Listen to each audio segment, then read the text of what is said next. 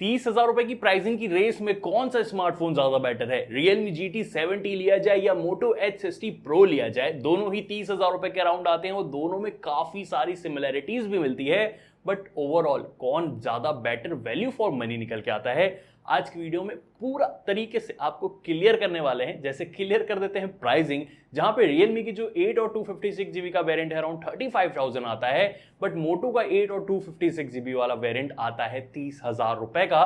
तो 5,000 रुपए का विदाउट कार्ड ऑफर आपको डिफरेंस मिल जाएगा। कार्ड ऑफर जो भी चल रहा होगा वो अपने हिसाब से आप चेक कर लेना। वैसे एक चीज और आपको मैं चेक करा दूं कि यार बॉक्स के अंदर आपको केबल और चार्जर दोनों में ही मिल जाते हैं, बट जो कवर है वो सिर्फ Realme प्रोवाइड करता है। Moto ने अब टाटा बाय बाय कर दिया है, इस बार इनके कोई भी स्मार्टफोन में कवर नहीं आ रहा है। तो एक चीज जरूर से नोट कर लेना कि जाओ परचेज करने तो यार बैक कवर और फ्रंट में स्क्रीन प्रोटेक्टर दोनों साथ में ही ऑर्डर कर लेना, क्योंकि जो स्क्रीन है ना वो भी बहुत तगड़ी वाली है। देखो, एक तरफ आपको फ्लैट डिस्प्ले Realme में मिल जाती है, दूसरी तरफ क्वाड कर्व डिस्प्ले यहाँ पे आपको Moto में मिलती है।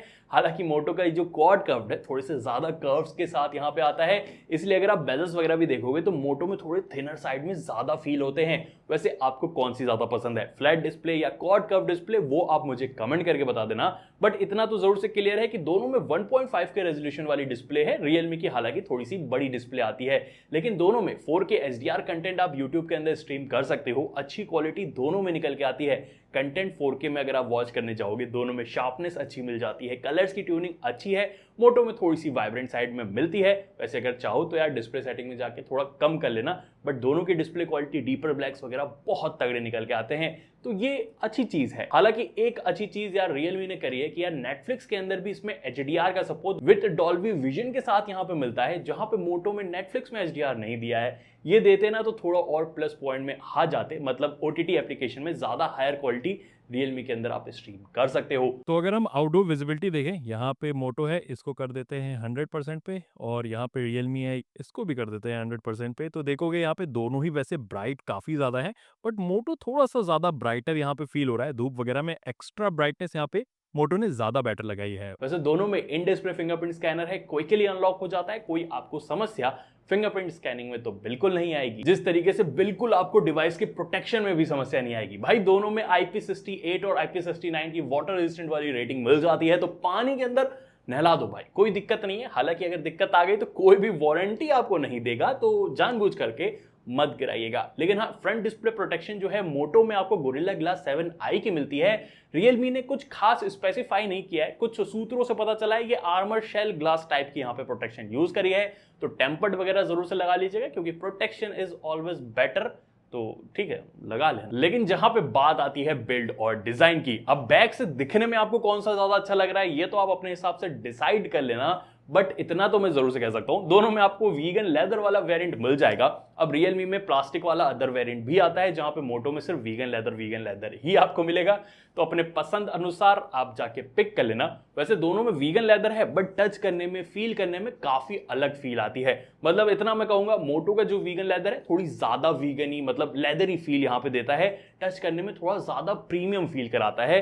जहां पे Realme का थोड़ी प्लास्टिक वाली फील ज्यादा आती है यहाँ पे। बाकी आपके ऊपर है, आपको कौन सा अच्छा लग रहा है, अपने हिसाब से डिजाइन आप चूज कर लेना। Realme थोड़ा सा वो गेमिंग वगैरह वाली वाइब भी देता है, जहां पे Moto तो अपनी पुरानी जैसी वाइब है, वही कैमरा मॉडल के साथ, उसी के साथ चलता हुआ यहाँ पे आ रहा है। हालांकि जो Motorola है काफी लाइटर साइड में है Realme के कंपैरिजन में, और ये चीज जब आप हाथ में लोगे तब भी आपको फील हो जाएगी, क्योंकि यार Moto जो है थोड़े से कर्व्स के साथ आता है ना, तो इन हैंड फील इसकी ज्यादा बेटर रहती है। अगर लॉन्गर यूज अगर आप करना चाहते हो तो इसके अंदर ज्यादा इजी तरीके से लॉन्गर यूज कर सकते हो। स्लिमर भी है, लाइटर भी है, वन हैंड यूजर्स ये ज्यादा फ्रेंडली आता है। हालांकि जो Realme है, बैटरी जितनी बड़ी है उस हिसाब से इन्होंने वेट बैलेंस भी अच्छा किया है, बट हाँ थोड़ा सा चौड़ा है, फ्लैट एजेस के साथ है, तो ये चीज आपको मिलती है, जहां पे Realme थोड़ा बड़ा चौड़ा आपको यहाँ पे फील होगा। वैसे दोनों ही पूरी तरीके से प्लास्टिक वाले बिल्ड के साथ, फ्रेम के साथ यहाँ पे आते हैं। इवन जहां पे बात रहती है यार स्पीकर्स की, मतलब दोनों में डुअल स्टूडियो स्पीकर्स मिल जाते हैं, दोनों ही लाउड होते हैं, म्यूजिक की क्वालिटी अच्छी निकल के आती है। हालांकि Moto ने ना अपनी एक जादू वाली चीज छुपा के इसके अंदर रखी है, वो है डॉल्बी एटमॉस, जिससे थोड़ा और लाउडर, थोड़ा और बेसियर हो जाता है। तो मतलब अगर आप मान लो 19 है Realme, तो 20 यहाँ पे Moto हो जाता है, तो थोड़ा सा बेटर यहाँ पे Moto लगा है। हालांकि जो हैप्टिक्स वगैरह है, वाइब्रेशन मोटर, दोनों में ही अच्छे वाले आपको मिल जाते हैं, उधर उतना ज्यादा डिफरेंस फील नहीं हुआ। लेकिन डिफरेंस मुझे फील हुआ पता है, वो नेटवर्क कनेक्टिविटी में। अब मैंने एक चीज नोटिस करी है, रियलमी के अंदर मुझे 4G मिला, 4G प्लस नहीं मिला, 5G मिला, 5G प्लस नहीं मिला। मोटो के अंदर मुझे 4G भी मिला, 4G प्लस भी मिला, 5G भी मिला, 5G प्लस भी मिला। तो मोटो की जो नेटवर्क कनेक्टिविटी है थोड़ी सी बेटर निकल के आती है। वैसे दोनों में ही आपको NFC का सपोर्ट मिल जाएगा, तो ये एक अच्छी चीज दोनों में मिलती है। दोनों में SD कार्ड का सपोर्ट नहीं मिलेगा, तो ये चीज जरूर से ध्यान रखना। लेकिन जो ध्यान रखने वाली चीज है, परफॉर्मेंस कौन ज्यादा तगड़ी देता है। दोनों में MediaTek का प्रोसेसर है। देखो रियलमी में MediaTek Dimensity 8400 मैक्स मिलता है, जहां पे मोटो में MediaTek Dimensity 8350 एक्सट्रीम मिलता है। दोनों ने भाई अलग अलग नाम लगा रखे हैं, लेकिन अगर आप ऑन पेपर स्कोर्स में ध्यान दोगे, एंतुतु देख लो, चाहे आप Geekbench देख लो, CPU थ्रॉटलिंग देख लो, यहाँ पे जो रियलमी है ज्यादा बेटर स्कोर कर रहा है। वैसे दोनों में UFS 4.0 की स्टोरेज आती है और यहाँ पे बहुत बड़ा वाला डिफरेंस नहीं मिलेगा, लेकिन हाँ इतना ऑन पेपर स्कोर से थोड़ा सा क्लियर होता है कि रियलमी में परफॉर्मेंस थोड़ी बेटर मिलती है। बट ये चीज डे टू डे यूज में आपको उतनी ज्यादा फील नहीं होगी। जैसे मैं आपको नॉर्मली एप्स वगैरह ओपन करके दिखाऊंगा, दोनों ही फास्ट एप्स को ओपन करते हैं। दोनों में जो एनिमेशन है वो भी आपको काफी स्मूदर साइड में मिल जाते हैं। इवन जल्दी जल्दी अगर मैं एप्स वगैरह भी ओपन करके दिखाऊंगा, इतना कोई जिटर्स या लैग्स UI में आपको नहीं फील होगा। तो इससे तो ये चीज क्लियर होती है ना कि नॉर्मल बेसिक काम अगर आप करते हो ज्यादा हैवी चीजों को छोड़ के, तो दोनों ही आपको अच्छे तरीके से करा देंगे। दोनों में से किसी में निराशा नहीं आएगी। हालांकि हाँ, अगर आप मल्टीटास्किंग वगैरह थोड़ा ज्यादा करोगे ना, तो मैंने नोटिस करा है मोटो थोड़ा बहुत UI में जिटर्स देता है। जब आप हैवी मल्टीटास्किंग वाली चीजें करते हो तो वहां मोटो थोड़ा और ऑप्टिमाइज कर सकता है। खास करके कैमरा एप्लीकेशन वगैरह में अगर आप सोच रहे हो कि लैग वगैरह आ रहा है, तो वो तो इस बार आपको बिल्कुल नहीं मिलेगा। तो उधर इंप्रूवमेंट किया है, थोड़ा और इंप्रूवमेंट करने की जरूरत है मेरे हिसाब से। बट अगर आप सोच रहे हो मुझे गेमिंग करनी है, तो वहां पर मैं देखो आपको क्लियर कह सकता हूं, इन दोनों के बीच में तो आपको रियलमी थोड़ा ज्यादा बेटर गेमिंग करा देगा। देखो BGMI मैंने दोनों के अंदर टेस्ट करा, रियलमी में 90 FPS अनलॉक मिल जाता है, मोटो में आपको 60 FPS अनलॉक मिलेगा। बट एक चीज मैंने नोटिस करी है, रियलमी थोड़ा जल्दी वार्मर यहाँ पे फील करा देता है मोटो के कंपैरिजन में। तो एक थोड़ा सा स्लाइटली पॉइंट यहाँ पे हीटिंग वाला रियलमी की तरफ जाता है, थोड़ा और बेटर कंट्रोल करने की जरूरत है। बट हाँ, अभी बाय डिफॉल्ट अगर आप देखोगे, रियलमी ज्यादा बेटर गेमिंग डिवाइस के तौर पे निकल के आता है। वैसे भी ये फ्लैट एजेस के साथ है, तो गेमिंग वगैरह इसमें अच्छे से कर सकते हो। लेकिन अगर आपको एकदम पावरफुल गेमिंग चाहिए 30,000 रुपए के अंदर, तो आई थिंक iQOO Neo 10 से बेटर ये दोनों ही स्मार्टफोन नहीं है परफॉर्मेंस के मामले में। बट इन दोनों में रियलमी थोड़ा सा बेटर परफॉर्मेंस में निकल के आता है। बट सॉफ्टवेयर में कौन ज्यादा बेटर निकल के आता है? देखो सीरियसली बताऊं, दोनों में Android 15 आपको मिल जाएगा, दोनों में 3+4 इयर्स का सॉफ्टवेयर अपडेट प्रॉमिस भी मिल जाएगा, और दोनों ही अपडेट्स वगैरह दे देते हैं टाइमली। यहाँ पे अब हो ही जाती है। रियलमी की थोड़ी फास्टर है मोटो के कंपैरिजन में। बट दोनों की अगर आप UI में एक चीज दिखाऊं, मोटो में इस बार थोड़े प्री इंस्टॉल्ड एप्लीकेशन ज्यादा निकल के आए, रियलमी के कंपैरिजन में ये चीज थोड़ी सी ज्यादा मुझे स्ट्रेंज लगी। वैसे दोनों में किसी में हॉट एप्स या हॉट गेम्स नहीं मिलते हैं, और फालतू के नोटिफिकेशन भी वैसे अभी तक मैंने दोनों में फेस नहीं किए। लेकिन अगर आपको आते हैं रियलमी के ऐप स्टोर वगैरह के, तो आप टर्न ऑफ कर दीजिएगा।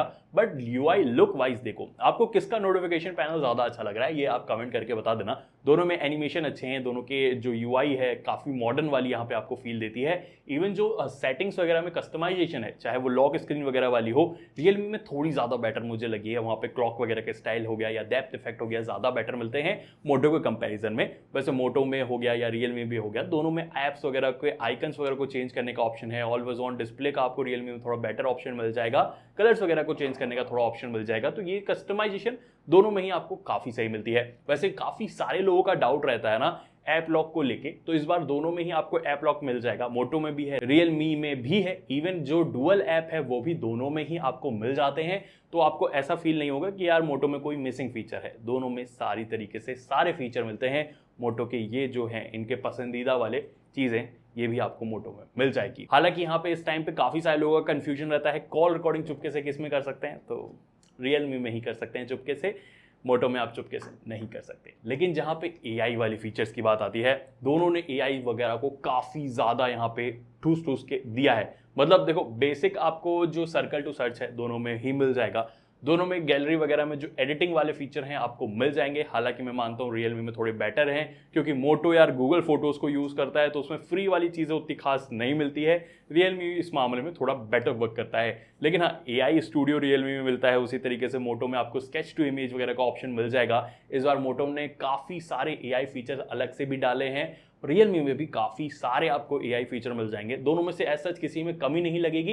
लेकिन हाँ, जो क्विकर फास्टर मुझे लगा है रियलमी के थोड़े ज्यादा ऑप्टिमाइज्ड मुझे AI फीचर्स के मामले में यहाँ पे लगा है। मोटो थोड़ा और बेटर वर्क करना पड़ेगा। बट जहाँ पे बात आती है यार जो बैटरी है, कसम से बैटरी में बहुत तगड़ा वाला इंप्रूवमेंट है। देखो यार Realme में 7000 mAh की बैटरी है और मोटो में 6000 mAh की बैटरी है।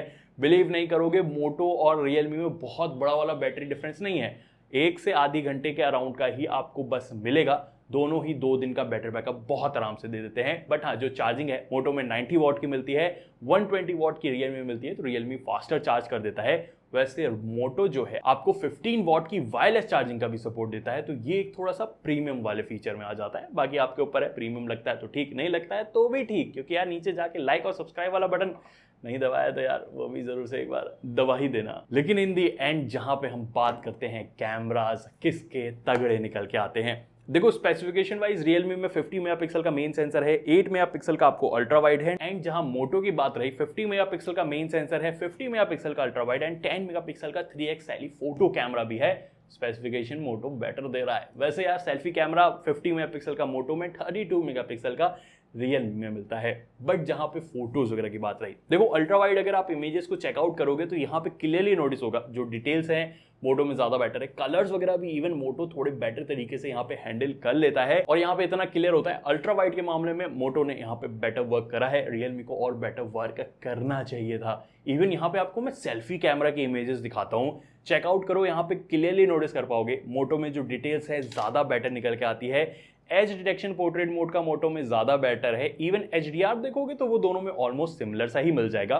लो लाइट के अंदर भी दोनों में ठीक फोटोज निकल के आती है। लेकिन हाँ, अगर आप डिटेल्स को यहाँ पे चेकआउट करोगे मोटो में ज्यादा है। वैसे Realme में थोड़ी ओवर कॉन्ट्रास्टी ट्यून भी ज्यादा मिलती है, लेकिन ओवरऑल चीजों में देखोगे मोटो की जो सेल्फी कैमरा है ज्यादा बेटर इमेज को क्लिक करता है। बट जहां पे मेन सेंसर की बात आती है, अब देखो डे लाइट में अगर आप दोनों में बेसिक शॉट्स वगैरह देखोगे दोनों ही ठीक है, यहाँ पे कलर्स वगैरह को मेंटेन कर रहे हैं। थोड़े बूस्टेड आपको मोटो में फील यहाँ पे हो सकते हैं शॉट्स वगैरह, बट दिखने में दोनों में ही ठीक है। डिटेल्स वगैरह भी दोनों में ठीक निकल के आती है, यहाँ तक तो काफी सही चीजें हैं। बट अगर आप लो लाइट में यहाँ पे जाते हो तो यहाँ पे क्लियरली नोटिस कर पाओगे जो मोटो है ज्यादा बेटर तरीके से लाइट्स को मैनेज कर रहा है, ज्यादा बेटर डिटेल्स इसके अंदर मिल रही है। ओवरऑल दिखने में भी ना मोटो की इमेज ज्यादा बेटर लो लाइट के अंदर यहाँ पे निकल के आ रही है। और ये चीज थोड़ी और ज्यादा बेटर हो जाती है जब आप पोर्ट्रेट मोड के शॉट्स वगैरह देखते हो। मतलब एक तो देखो मोटो में डिटेल पोर्ट्रेट मोड में ज्यादा है, पोर्ट्रेट मोड के ऑप्शन मोटो में ज्यादा मिल जाते हैं, और साथ ही साथ जब आप कलर्स वगैरह को भी देखोगे ना तो यहाँ पे मोटो में ज्यादा निकल के आते हैं। डे लाइट में तो है ही है, इवन ये चीज आपको लो लाइट के अंदर भी इजिली यहाँ पे विजिबल हो जाएगी, चाहे वो पोर्ट्रेट का एज डिटेक्शन हो या पोर्ट्रेट का बुका ब्लर हो, आपको ज्यादा बेटर मोटो के अंदर मिलता है। और मोटो में ज्यादा ऑप्शन मिलते हैं ना, तो थोड़े से वो DSLR लेवल वाले जो इफेक्ट्स हैं वो आपको मोटो में मिलते हैं। और मोटो का यहाँ पे मैं कहूंगा कैमरा ज्यादा बेटर मुझे Realme के कंपैरिजन में ओवरऑल लग रहा है। बाकी आपकी क्या राय है कमेंट करके मुझे जरूर से बता देना। लेकिन हाँ, Realme एक चीज बेटर करता है कि इसके अंदर जो वीडियो रिकॉर्डिंग है 4K 60 FPS तक कर सकते हो, जहां पे मोटो में 4K 30 FPS तक लिमिटेड है। किस रेजोल्यूशन में हो रही है ये मैं ऊपर स्क्रीन पे आपको दिखा दूंगा, तो वहाँ पे आपको ज़्यादा अच्छी तरीके से मालूम पता चल जाएगा।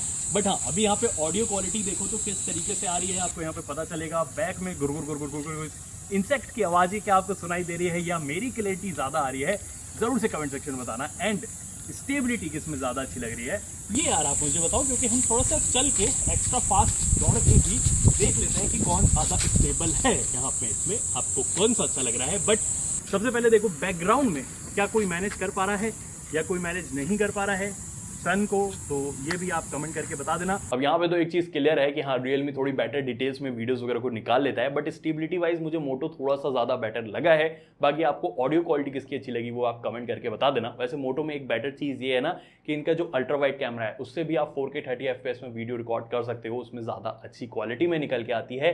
इवन जो टेलीफोटो कैमरा है ना उसमें भी आप 4K 30 FPS में वीडियो रिकॉर्ड कर सकते हो, ये चीज मिस आउट कर देता है Realme। वैसे सेल्फी कैमरा में जहां वीडियो रिकॉर्डिंग देखोगे Realme 4K 60 FPS फिर से कर सकता है, मोटो 30 FPS तक यहाँ पे लिमिटेड है।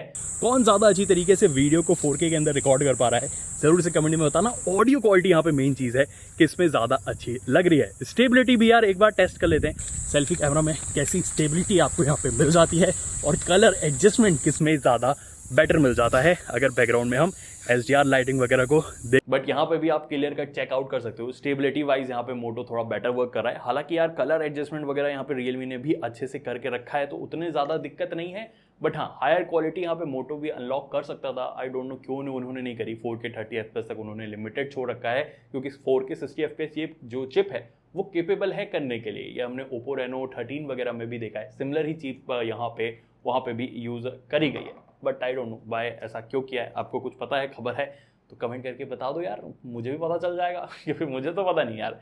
देखो लेकिन ओवरऑल बात की जाए ना, सम अप अगर करने के लिए आपको बताया जाए, एक तो मोटो के अंदर प्राइसिंग कम है, वायरलेस चार्जिंग आप थोड़ा सा एडिशन कर सकते हो, कर्व डिस्प्ले ये आपके ऊपर है बेटर है कि नहीं है। पर्सनली मैं उसको बीच में बैलेंस साइड में मानता हूँ क्योंकि मुझे फ्लैट थोड़ी ज़्यादा पसंद आती है। अब रियलमी की तरफ अगर आप देखोगे ना, इसमें बस परफॉर्मेंस में एक इसका विनिंग पॉइंट है अगर आप मोटो से कंपेयर करो, बाकी चीज़ों में मोटो थोड़ा ज़्यादा बेटर निकल के आ रहा है। हालांकि आप जरूर कहोगे 7000 mAh बैटरी है, थोड़ी बड़ी है, बट मैंने जब रियल लाइफ यूजेस कराया तो उतना बड़ा डिफरेंस बैटरी के बैकअप में फील नहीं हुआ है। हो सकता है रियलमी थोड़े और बेटर ऑप्टिमाइज करे या मोटो ने ऑप्टिमाइजेशन जो है ज़्यादा तगड़ी करके रखी है। पर्सनली आई फील लाइक यार मोटोरोला यहाँ पे 30,000 रुपए के बजट में ज़्यादा बेटर सेंस बनाता है, और कार्ड ऑफर वगैरह लगा के तो मोटो आप और भी सस्ते प्राइस रेंज में परचेज कर सकते हो। रियलमी को यार यहाँ पे GT60 जैसा ना काम करना चाहिए था। LTPO डिस्प्ले, कैमरा भी बहुत तगड़ा, परफॉर्मेंस भी बहुत तगड़ी, और प्राइसिंग तो ऑफकोर्स बहुत ज़्यादा तगड़ी। अगर यहाँ पे ये रियलमी GT70 ना 30,000 रुपए के अराउंड आराम से लेके ही आते हैं ना, तो ये बहुत ज़्यादा वर्दी हो जाता 30,000 रुपए के प्राइसिंग में। बट फिलहाल 35 में उतना ज़्यादा वर्दी नहीं लगता है। बाकी आपकी राय क्या है वो कमेंट करके बता देना। वीडियो पसंद आई है तो लाइक शेयर भी कर देना। Till then take care, bye bye.